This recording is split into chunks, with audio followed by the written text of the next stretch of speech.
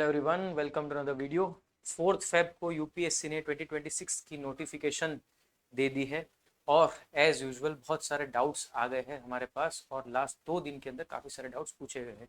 Maximum amount of doubts have been related to the OBC certificate, the EWS certificate and also some of the questions are coming from caste certificate, क्योंकि students को क्या होता है, idea नहीं आता है whether the certificate that they own वो इस साल अपलोड हो सकता है, नहीं हो सकता है। उसका मेन रीजन है कि हर साल जब भी नोटिफिकेशन आती है तो नोटिफिकेशन में एक चीज मेंशन होती है कि OBC candidate applying for CSC 2026 इस साल अगर आप अप्लाई कर रहे हैं तो जी नॉन क्रिमिनल सर्टिफिकेट है वो आपको प्रोड्यूस करना है on the income of financial year. कौन से? पिछले 3 financial year.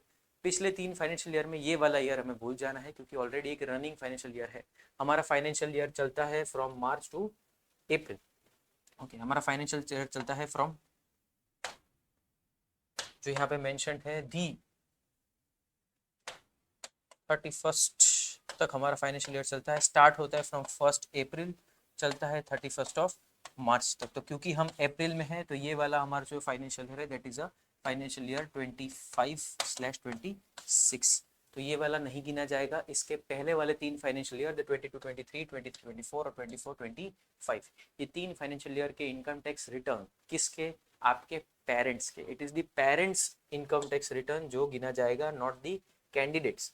Even if the candidate is earning say 100 crores, the creamy layer certificate will be based on the parents income. ये आपको एवरी ईयर नया इश्यू करना है, इसको दिमाग में रख लो। जिस year if you are filling the UPSC form, तो जो क्रीमी लेयर सर्टिफिकेट आप अभी निकलवा के प्रोड्यूस करेंगे और एग्जाम में उसको यूज करेंगे, अगले ईयर आपको नया सर्टिफिकेट लाना पड़ेगा। अगले ईयर क्या हो जाएगा? नेक्स्ट ईयर ये वाला सर्टिफिकेट नहीं रहेगा, this certificate will be gone और 23-24, 24-25 और 25-26 जो ये रनिंग फाइनेंशियल ईयर है उसका सर्टिफिकेट आपको इश्यू कर बनवाना पड़ेगा। This is very simple. Same goes for the economically weaker section.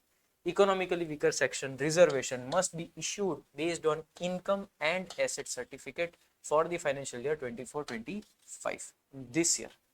जो रनिंग फाइनेंशियल ईयर है उसके पहले वाला जो ईयर था दैट वन। नेक्स्ट ईयर अगर आप आएंगे तो ये वैलिड नहीं रहेगा। नेक्स्ट ईयर आपको प्रोड्यूस करने का है 25-26 के फाइनेंशियल ईयर वाला सर्टिफिकेट जो खत्म हो चुका है। आपकी इनकम कब एसेस हो सकती है? जब आपका टाइम खत्म हो चुका है। The income tax returns have been filed, financial year खत्म हो चुका है। मैं इतना डिटेल में क्यों जा रहा हूँ? क्योंकि क्वेरीज इतनी डिटेल में आ रही है। बहुत ही सिंपल अंडरस्टैंडिंग के साथ समझाने के बाद भी क्वेरीज बहुत डिटेल में जा रही है, इसीलिए वीडियो थोड़ा सा मैं ज़्यादा, जो चीज़ें ऐसी है जो थोड़ी भी कॉमन सेंस के अंदर है लेकिन फिर भी मिस हो जाती है, उसको भी मैं यहाँ पे इंक्लूड कर रहा हूँ। We are taking some specimen. See, this is your एक और डिस्कशन है within the caste certificate and the reservation claiming certificate जो आपको इश्यू करवाना है। सो 3 चीजें समझ लीजिए। पहला होता है आपका caste certificate, second will be your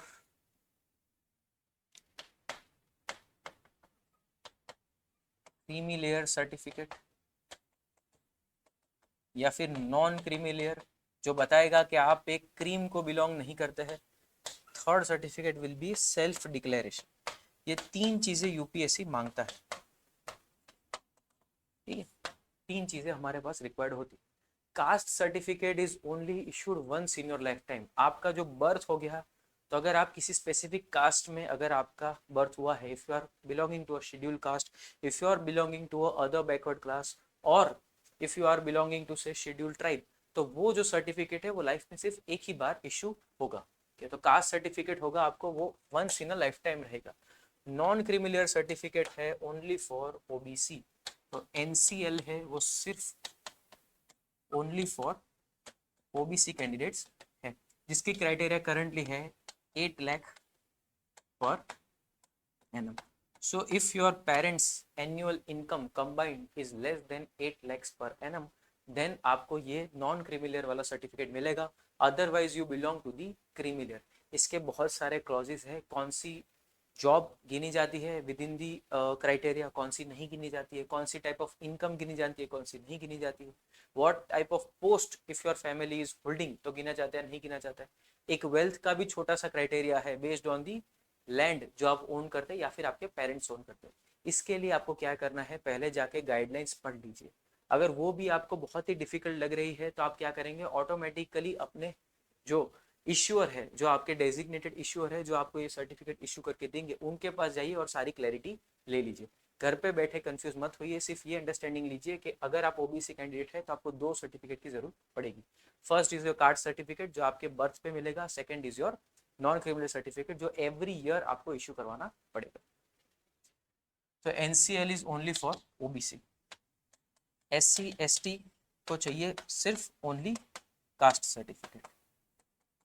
if you are belonging to a scheduled caste और you belong to a scheduled tribe तो आपको सिर्फ एक ही सर्टिफिकेट चाहिए जो बताता है that you belong to a scheduled caste. बस यही सर्टिफिकेट आप हर एक एग्जाम में यूज कर सकते हो। फॉर दी ओबीसी कैंडिडेट ये भी एक सर्टिफिकेट निकलेगा, दी कास्ट सर्टिफिकेट, और ऑल्सो आपको एक नॉन क्रिमिनल सर्टिफिकेट। तो 2 सर्टिफिकेट्स आपको लेके जाने हैं। For EWS there is no caste certificate because EWS is not a caste. EWS is defined on the economical level of the candidate. So no caste, only asset and economic certificate. तो यहाँ पे आपको एक ही certificate की जरूरत पड़ेगी। So if you are belonging to SC ST caste, then you only need a caste certificate. If you are belonging to economically weaker section, then you only need a asset and economic certificate. लेकिन अगर आप OBC से belong करते हैं तो reservation claim करने के लिए आपको एक चाहिए caste certificate and then next is the non creamy layer certificate. This is clear. UPSC के लिए हमें इतना ही याद रखना है, लेकिन थोड़ी कंफ्यूजन और भी आती है। Say if you belong to the OBC caste और आपको बचपन में एक सर्टिफिकेट दिया गया था, तो समटाइम्स आपके जो स्टेट गवर्नमेंट है या फिर आपके कोई रीजनल टीडीओ लेवल ऑफिसर है, उनके पास आप जाएंगे, taluka development officer, the block development officer और the additional executive anybody within, या फिर आपके कलेक्टर स्लैश डीएम के पास आप जाएंगे तो एक ऐसा भी सर्टिफिकेट आपको बचपन में मिला होगा। Sometimes parents issue the caste certificate well in advance, तो ऐसा भी एक सर्टिफिकेट होगा। लेकिन ये कैसा है, आपकी रीजनल किसी भी ऑफिस ने इशू किया है और ये आपका क्या रहेगा, कास्ट सर्टिफिकेट। तो सेफर साइड के लिए मैं कहूंगा कि आप क्या करें, फॉर यूपीएससी आपके स्टेट के लिए this is not an issue. अगर it is in Marathi, Punjabi, if you are issuing it in Hindi, if you are issuing it in say Gujarati as it is here or any other language of the country, अगर आप state की exam दे रहे हैं it is not a problem. लेकिन अगर UPSC की exam दे रहे हैं, I will tell you to issue a new one in English. एक नया निकलवा लीजिए जो इंग्लिश में है, ऐसा एक कास्ट सर्टिफिकेट बनवा लीजिए। This has to be issued only once in lifetime. अगर ऐसा है तो वेल एंड गुड, नहीं है तो पहले एक कास्ट सर्टिफिकेट इंग्लिश में बनवा लीजिए। It will be very helpful, life time तक वैलिड रहेगा, ऑल ओवर इंडिया में आपके लिए वैलिड रहेगा। चीजें वेरीफाई करना बहुत ईजी हो जाता है। This is good, no problem in this as well. लेकिन अगर ऐसा है तो पहले एक इंग्लिश में भी निकलवा लीजिए for the safer side. Then UPSC के अंदर आप जाएंगे, अगर फॉर्म फिलिंग कर रहे हैं तो फॉर्म फिलिंग में एक ब्लॉक आएगा जहां पे पूछा जाएगा दैट ऑफिस मेमोरेंडम नंबर एक दिया जाएगा डेटेड 8/9/1993। ये क्या है, ये एक लिस्ट है जो क्या है, सेंट्रल गवर्नमेंट की लिस्ट है। This is the central government list. Basically state की अपनी लिस्ट हो सकती है जहां पे कुछ कास्ट को ओबीसी क्राइटेरिया दिया गया है, और सेंटर की अपनी लिस्ट हो सकती है जहां पे कुछ कास्ट को ओबीसी माना गया है। सो इट इज पॉसिबल कि आपकी कास्ट स्टेट के अंदर ओबीसी गिनी जाती है लेकिन सेंट्रल में नहीं गिनी जाती, या फिर वाइस वर्सा हो सकता है। आप अपने स्टेट में ओबीसी में बिलोंग नहीं करते हैं, आपका स्टेट आपको रिकॉग्नाइज नहीं करता है, लेकिन सेंट्रल लेवल पे आपको ओबीसी कास्ट की तरह रिकॉग्नाइज किया जाता है। ये आपको कैसे पता चलेगा, यहाँ पे क्लिक करेंगे तो आपका नाम रहेगा इसके अंदर, आपकी जो भी कास्ट है, जो आपके कास्ट सर्टिफिकेट में इश्यू है, जो आपके स्कूल लिविंग में इश्यू है। जनरली स्कूल लिविंग में आपकी कास्ट दी जाती है,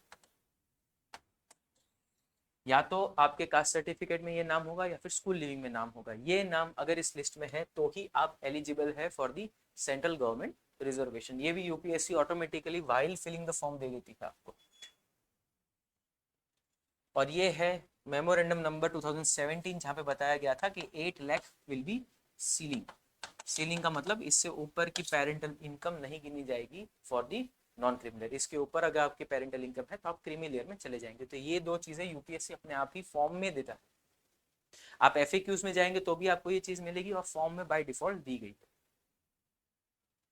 सी this is something that can happen. This is the same certificate of a candidate, एक ही कैंडिडेट है, उनके दो सर्टिफिकेट है, 31 2024, 31 2024, लेकिन एक है उनके रीजनल लैंग्वेज में जो गुजरात गवर्नमेंट ने दिया है, और दूसरा भी है गुजरात गवर्नमेंट ने इश्यू किया है लेकिन इंग्लिश लैंग्वेज। डिफरेंस क्या है, दो सर्टिफिकेट है, एक है for the state examination, state government employment या फिर स्टेट गवर्नमेंट की एग्जामिनेशन के लिए ये सर्टिफिकेट है, और ये वाला सर्टिफिकेट है सेंट्रल गवर्नमेंट की एग्जाम के लिए, सेंट्रल गवर्नमेंट एम्प्लॉइज और या फिर एग्जामिनेशंस, सिंपल लैंग्वेज में यूपीएससी। अगर आपको यूपीएससी की एग्जाम देनी है तो आपके पास ये सर्टिफिकेट है, still you have to issue a certificate in English, जहाँ पे बाय डिफॉल्ट मेंशन्ड है form of certificate to be produced by the OBC class candidates applying for appointment to the post under the government of India, लिखा हुआ ही है आपके certificate के अंदर। यहाँ पे आप आएंगे तो बाय डिफॉल्ट लिखा हुआ है कि गुजरात सरकार के अंदर अगर आपको एग्जामिनेशन देनी है सिर्फ उसी के लिए वैलिड है। ये सर्टिफिकेट 3 ईयर वैलिडिटी के साथ आता है, this is a 3 year validity. तो आपको लगेगा कि मेरे पास 3 साल की वैलिडिटी वाला एक नॉन क्रिमिनल सर्टिफिकेट है, मेरे पास कास्ट सर्टिफिकेट भी है, तो मुझे ये सर्टिफिकेट क्यों बनवाना है? Because this is the certificate which is valid in the central government. ये वाला सर्टिफिकेट सेंट्रल गवर्नमेंट वैलिड नहीं है, आपका कैंडिडेचर कैंसिल हो जाएगा, you will be disqualified with the examination अगर आप ये सर्टिफिकेट देख के ओबीसी कैटेगरी में एग्जामिनेशन दे रहे हैं। माइंड यू, बहुत शांति से इसको समझ लीजिए, जरा भी डाउट में ना रहिए, ये सर्टिफिकेट आपका सेंट्रल गवर्नमेंट में वैलिड नहीं है, बिल्कुल भी नहीं है। This certificate has to be produced, ये हर साल निकलेगा, this has a 1 year validity, ये हर साल निकलवाना पड़ेगा। मतलब ये सर्टिफिकेट इशू हो गया, अभी ये कैंडिडेट वापस से अगर जाएंगे, ये 31/2024 का सर्टिफिकेट है, मतलब जितने ये जो सर्टिफिकेट था वो लास्ट ईयर के एग्जाम में वैलिड था, ठीक है, क्योंकि इन्होंने फाइनेंशियल इनकम जो पिछले 3 साल की थी उसके बेसिस में 31/2024 मीन्स सॉरी 31/2024 मतलब जनवरी का सर्टिफिकेट है, मतलब ये सर्टिफिकेट वैलिड रहता सिर्फ 2024 की एग्जाम। ये सर्टिफिकेट 25 की भी एग्जाम में नहीं चलता, ना 26 की एग्जाम में चलेगा। अगर ये सेम कैंडिडेट 26 की एग्जाम में जा रहे हैं तो इनको अभी नया सर्टिफिकेट इशू करवाना पड़ेगा जो पिछले 3 साल की इनकम के बेसिस के ऊपर है। इन्होंने पहले इशू करवाया, देन वेल एंड गुड, बहुत अच्छी बात है कि इनको पहले से ही पता था कि एग्जाम आएगी, मुझे सर्टिफिकेट इशू करवाना चाहिए, तो उन्होंने पहले से इशू करवाया। लेकिन अगर नहीं करवाया है आप में से किसी ने भी, तो अभी जाके ये सर्टिफिकेट इशू करवाइए और इसी से फॉर्म भरिए। और कोई भी सर्टिफिकेट रीजनल लैंग्वेज के अंदर जो आपने अपनी स्टेट गवर्नमेंट के अंदर क्रिएट किया है वो नहीं चलेगा। पॉसिबल है ऐसा सेम सर्टिफिकेट हिंदी में भी बनेगा, इट इज ऑल्सो पॉसिबल, या फिर किसी रीजनल लैंग्वेज में बनेगा। इंपॉर्टेंट है उसमें मेंशन होना चाहिए appointment to the post under the government of India, अगर इतना मेंशन है पिछले 3 साल की इनकम के बेसिस के ऊपर है तो वो आप यूपीएससी में अपलोड कर सकते हैं। लेकिन ये रीजनल गवर्नमेंट वाला सर्टिफिकेट मत फिल कीजिए, ये आपकी स्टेट सर्विसेज एग्जामिनेशन के लिए इंपॉर्टेंट है। आप पीसीएस में इसको यूज कर सकते हैं लेकिन सेंट्रल गवर्नमेंट में नहीं कर सकते। 3 साल की वैलिडिटी है, मतलब ये सर्टिफिकेट इस साल की एग्जाम में भी ये कैंडिडेट यूज कर पाएंगे, लेकिन ये वाला सर्टिफिकेट 1 साल पहले ही क्या हो गया है, एक्सपायर हो चुका है। इसको बहुत ही शांति से समझ लीजिए, अभी भी कंफ्यूजन है तो वापस से देख लीजिए ये वाला पोर्शन वीडियो का। Then there is the third part which is the performance UPSC ने इशू किए हैं। परफॉर्मेंस का मतलब क्या है, परफॉर्मेंस के अंदर यूपीएससी ने पूरी चीज दे रखी है जहां पे आप एक सेल्फ डिक्लेरेशन करेंगे। इसको आपको कुछ नहीं करना है, इसको आपको प्रिंट करवा लेना है। ये आपने प्रिंट करवा लिया, इसके अंदर डिटेल्स भरनी है, I dash son daughter of Shri, आपके पेरेंट्स का नाम, resident of village, district, state, ये सब आपको डिटेल्स फिल करनी है।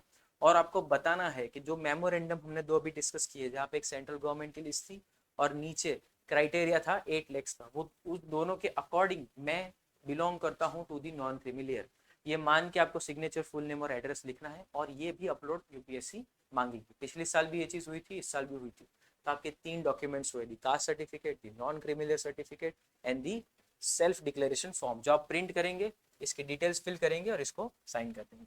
सिमिलर एक आएगा ईडब्ल्यूएस कैंडिडेट्स के लिए, क्योंकि ईडब्ल्यूएस कैंडिडेट्स के लिए हमने अभी देखा there is a income limit, there is an asset limit, और हर साल इनको अपनी लेटेस्ट इनकम के अकॉर्डिंग सर्टिफिकेट बनवाना पड़ेगा। तो उनको भी ये परफॉर्मा क्या करना है, लिखना है, साइन करना है खुद, रोल नंबर के साथ, नेम के साथ, सिग्नेचर ऑफ कैंडिडेट के साथ, और इसको भी अपलोड करना है। So OBC candidates will upload 3 documents, EWS candidates will upload 2 documents, their asset and income certificate along with this self declaration, SC/ST candidates will only upload one document which is their own caste certificate और tribe certificate, जो उनको starting से ही मिला था। Till the time of their birth वो उस certificate के लिए एलिजिबल थे और कभी भी उन्होंने लाइफ में वो सर्टिफिकेट निकलवाया, दी SC/ST सर्टिफिकेट वाज वैलिड। उसके बियॉन्ड उनको कुछ भी इशू नहीं करना है। यहाँ पे भी यूपीएससी ने थोड़ी डिटेल्स दी है। A candidate will be eligible to get benefit of community reservation only in the case the particular caste to which the candidate belongs, आप जो भी कास्ट को बिलोंग करते हैं, is included in the list of reserved communities issued by the central government. अभी जो हमने office memorandum देखा 1993 वाला, उसमें आपका नाम आना चाहिए। The OBC candidates applying for CESC 2026 must produce OBC non-criminal certificate based on the income, जो हमने अभी देखी 3 साल की इनकम, issued out of 1 अप्रैल 2025, क्योंकि नया फाइनेंशियल ईयर स्टार्ट हो गया, पिछला वाला खत्म हो गया, तो पिछले 3 फाइनेंशियल ईयर की आप इनकम लेके आएंगे। आपका सर्टिफिकेट जून का भी हो सकता है, जुलाई का भी हो सकता है, लेकिन it is based on the 3 financial year incomes. Will be eligible to get the benefit of economically weaker section अगर सर्टिफिकेट 24-25 की इनकम टैक्स क्राइटेरिया में आता है। Candidates seeking reservation relaxation benefits must ensure they are entitled to such reservation relaxation as per eligibility described in the rules as notice। इसी वजह से आपको एक खुद का क्या करना है, सेल्फ डिक्लेरेशन अपलोड करना पड़ता है। लास्ट में डेट भी दे दी है, दी क्लोजिंग डेट। ये क्यों इंपॉर्टेंट है समझ लीजिए। The closing date fixed for the receipt of application form civil services examination 2026 इस साल की will be treated as the last date determining the OBC status including that of the criminal year of the candidate। इसका मतलब है कि इस साल जो फॉर्म खत्म हो रहा है that is the 24th of February 2026 इस डे फॉर्म की क्लोजिंग सर्टिफिकेट खत्म होनी चाहिए। तो आपका OBC NCL जो हमने फॉर्म देखा उसकी इशू डेट होनी चाहिए 1/4/2025 से लेके 24th of Feb 2026 इसके बीच में अगर आपका नॉन क्रिमिनल सर्टिफिकेट इशू हुआ है तो ही वो वैलिड गिना जाएगा। अगर इसके अलावा इसके बाद अगर आपसे you are submitting a non criminal certificate, form भरने बाद आपको याद आ गया कि मुझे तो सर्टिफिकेट अलग चाहिए और आपने इशू किया 23 मार्च 2026 को आपने NCL सर्टिफिकेट इशू करवाया, ये वैलिड है। कब? अगर आप बात करते हैं कि फॉर्म इसके बाद आने वाला था, लेकिन फॉर्म की डेट चली गई 24 Feb 2026 और आप इस सर्टिफिकेट के पोजेशन में नहीं थे, even though it is belonging to the past 3 financial years, लेकिन जब आपने फॉर्म भरा, जब आपने सेल्फ डिक्लेरेशन साइन किया, तब आपके पास ये सर्टिफिकेट नहीं था, तो आपका कैंडिडेचर कैंसिल हो जाएगा बाय डिफॉल्ट। और ये चीज हो चुकी है in the year, I am not remembering the exact year, लेकिन अगर हम बात करें ईयर, एग्जामिनेशन 2 साल पहले एक हुई थी जिसके अंदर there was a candidate, very popular candidate, rank AIR something in the 500 range, she was an IPS, Indian police services में इनका सिलेक्शन हुआ था।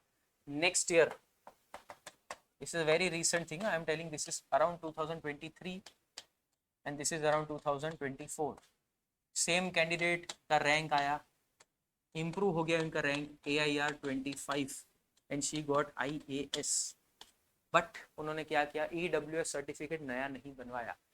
This EWS certificate, same EWS certificate reused, इन्होंने EWS सर्टिफिकेट क्या किया, रीयूज कर लिया। जो उन्होंने ये रैंक जब आया था इनका, तब फॉर्म भरने वक्त जो EWS सर्टिफिकेट इशू हुआ था उसी को वापस यूज करके उन्होंने एग्जाम दे दी। एग्जाम खत्म होने के बाद उनका कैंडिडेचर क्या हो गया, कैंसिल हो गया, क्योंकि EWS सर्टिफिकेट वैलिड नहीं था। उन्होंने फरवरी के अंदर फॉर्म फिलिंग किया था, लेकिन न्यू EWS जून में इश्यू करवाया था। न्यू जो EWS सर्टिफिकेट था वो जून में इशू हुआ था। She is a very popular IPS officer, she has been a very popular candidate, lot of you will know her from her face, लेकिन ये चीज हुई थी and she challenged in Supreme Court, लेकिन सुप्रीम कोर्ट ने क्या किया कि इनवैलिड। सुप्रीम कोर्ट ने बोला एज पर रूल्स जिस दिन लास्ट डेट थी फॉर्म भरने की उस दिन आपके पास सर्टिफिकेट होना चाहिए था, अगर नहीं था तो आपको जनरल कैटेगरी में फॉर्म भरना चाहिए। अगर आपने फिर भी अगर आपकी कैटेगरी के अंदर फॉर्म भरा है, इधर दी OBC NCL इधर दी EWS कैटेगरी, तो आपका कैंडिडेचर क्या होगा, कैंसिल हो गया। So the IAS went and she had to accept the IPS जो उन्होंने पिछले साल मिला था। This is a very stated fact, इसको याद रखिए, हर साल अगर आप 3-4 अटेम्प्ट देने वाले हैं तो ये चीज़ आपको कंटिन्यूसली याद में रखनी है। एवरी टाइम जल्दी चले जाइए। अगर इस साल आपका सपोज आप अटेम्प्ट नहीं, अगले साल भी अटेम्प्ट है, तो इस साल जून जुलाई में ही 3 फाइनेंशियल ईयर के स्टेटमेंट्स निकलवा लीजिए पेरेंट्स के, उसी को लेके जाइए और जल्दी ही इन दी सितंबर अक्टूबर मंथ में ही आप सर्टिफिकेट इश्यू कर लीजिए, ताकि जब फॉर्म है आपके पास everything is available, just fill it. आपका आधार कार्ड वगैरह भी सब कुछ अपडेट करवा लीजिए नेक्स्ट ईयर के फॉर्म में आने से पहले। इस साल जो लोग एग्जाम दे रहे हैं अभी निकलिए, अभी भी बहुत टाइम है। when the video will be uploaded it might be night, लेकिन सुबह निकलिए, क्विकली जाइए। आपके जो भी इश्यूअर है, generally it is the DM के ऑफिस में हमेशा सर्टिफिकेट इश्यू हो जाएंगे, लेकिन उसके अलावा भी the TDO and the block development officer, ये लोग भी आपको हेल्प करेंगे। वो आपको राइट लोकेशन बता देंगे जहाँ पे आपको जाके डॉक्यूमेंट्स सबमिट करने हैं। अगर फिर भी टाइम कम है, फॉर्म भरने से पहले बहुत कम टाइम बचा है और सर्टिफिकेट लग रहा है नहीं इशू होगा, तो आप क्या करेंगे, उनको अर्जेंट बेसिस पे समझाइए कि मेरी एग्जामिनेशन है, मुझे ये सर्टिफिकेट चाहिए, ये सर्टिफिकेट के सैंपल लेके जाए और उनको बताइए कि 2 सर्टिफिकेट है, दोनों ही मुझे चाहिए, एक मुझे स्टेट गवर्नमेंट के लिए चाहिए, एक मुझे सेंट्रल गवर्नमेंट के लिए चाहिए, तो प्लीज इशू कर दीजिए। ऐसे केसेस में कई बार 2-3 दिन के अंदर इमरजेंसी में सर्टिफिकेट इशू हो जाते हैं। इसको ध्यान में रखिए, ये चीज़ याद रखिए। इश्यू डेट फॉर्म फिलिंग के लास्ट डेट के पहले होनी चाहिए, उसके बाद सर्टिफिकेट वैलिड नहीं रहेगा। तो अगर फॉर्म के लास्ट डेट तक आपको सर्टिफिकेट नहीं मिलता है तो please fill your form in general category, वरना अटेम्प्ट आपका क्या हो जाएगा, फेल हो जाएगा, आप डिस्क्वालीफाइड हो जाएंगे। अगर अभी नहीं होंगे तो मेंस के वक्त हो जाएंगे, मेंस के वक्त नहीं होंगे तो इंटरव्यू के वक्त हो जाएंगे, लेकिन डिस्क्वालीफाइड हो जाएंगे। इसको याद रखिए, ज़्यादा कुछ सोचना नहीं है, बहुत ही सिंपल चीज़ें। लास्ट एकदम मैं सिंपल फॉर्म में लिख देता हूँ। If you belong to the SC/ST criteria, only 1 caste certificate needed. If you belong to the EWS criteria, only one you need is the asset and income certificate, past year last year की जो income थी उसके basis के ऊपर। Second आपका है self declaration. For the OBC candidates थोड़ी list लंबी है। 1 इज द कास्ट सर्टिफिकेट, इसको पॉसिबल हो तो प्लीज इंग्लिश में निकलवा लीजिए एक बार, तो शायद 2 कास्ट सर्टिफिकेट भी चलेंगे, एक आपका रीजनल लैंग्वेज में चलेगा, एक इंग्लिश में चलेगा, कोई प्रॉब्लम नहीं है। लेकिन क्लैरिटी के लिए और कोई भी डिस्क्रिपेंसी ना बचे उसके लिए इसको इंग्लिश में निकलवा दीजिए, लेकिन फिर भी जो रीजनल कास्ट सर्टिफिकेट है वो valid. Second is the non creamy layer